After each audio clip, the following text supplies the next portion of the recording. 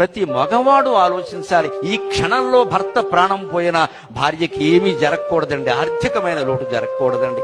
అది బాధ్యత వహించాలి. భర్త అంటే బాధ్యత, లవ్ అంటే రెస్పాన్సిబిలిటీ. అస్తమాను భార్య దగ్గర కూర్చొని నువ్వు అందంగా ఉన్నావు, అడ్డంగా ఉన్నావు అని పోగొడతారు. ఆడాళ్ళు కూడా దీనికే పడిపోతారు, దిక్కుమాలిన జరుగుతుంది. అందంగా ఉన్నావు అనగా నా పేరేం పెట్టామని అడగాలి. ఎవరికి కావాలి అందం? మోడీ. ఎవడి పేరే పెట్టాడు, తగలబెట్టేస్తాడు. పైగా తిన్నగా ఉండడండి, సన్నాసు ఒకడు ఉంటాడు, వాడు అప్పు చేస్తే వీడు ఆఫీస్ సంతకం పెడతాడు. ఇదో దళితుడు. మా ఫ్రెండ్ అయితే 10,000 దాటి దానం చేసినా అప్పు చేసినా భార్యకి భర్త, భర్తకి భార్య చెప్పవలసిందే. అది భారతీయ ధర్మశాస్త్రం చెప్పిన మాట. మనకు హక్కు లేదండి ఎవరికి. నువ్వు ఎంత సంపాదించినా సరే, భార్య అయినా సరే, భర్త అయినా సరే, 10,000 దాటి అప్పు కాదు దానం చేసినా సరే చెప్పాల్సింది.